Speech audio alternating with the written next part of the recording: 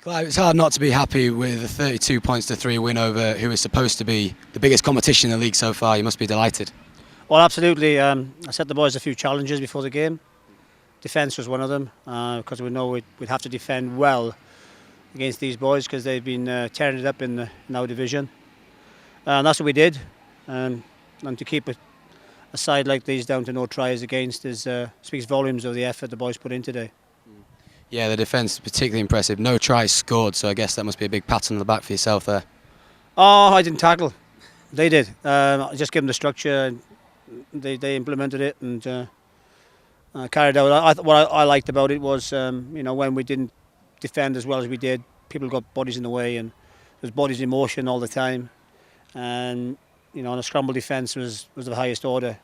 And people always got an arm in there or a shoulder in there. And when the 9 went down the blind side, we thought he was always going to be in. And I forget who it was. Somebody put a tackle in, he dropped the ball, and it was various things like that. But we had to defend for long periods of time because we couldn't get out of our half. And when we did cut loose, you can see the class of some of our outside backs, and not only that, into passing the forwards for the first try with Fitz there, and Charlie remind us of the try we scored last week.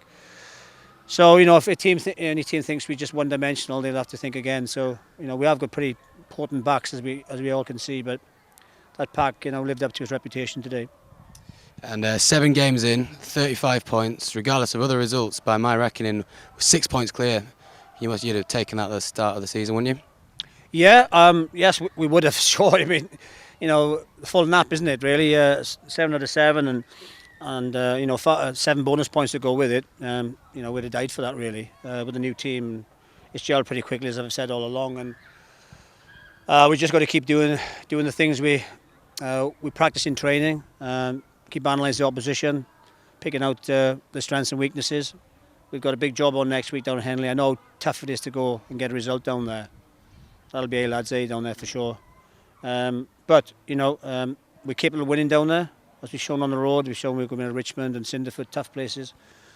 So it'll be all hands to deck again next week. And the biggest thing now we've got to do this week is get our injuries right. And Phil Eggleshaw is going to be very doubtful for next week. He's soldiered through this week in a big game. He had to play.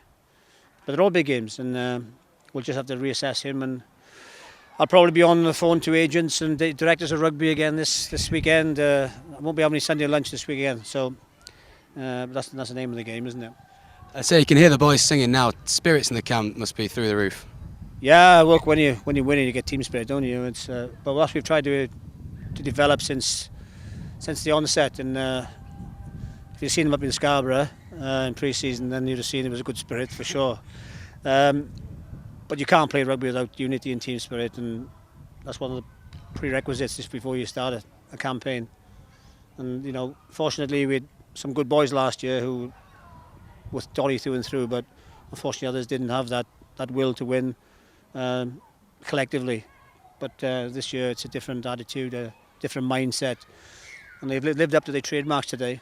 And that's apart from that apart. The game plan was right, and I think they all deserve a pat on the back. Brilliant. Thank you very much, and well done, Clive. Thank you.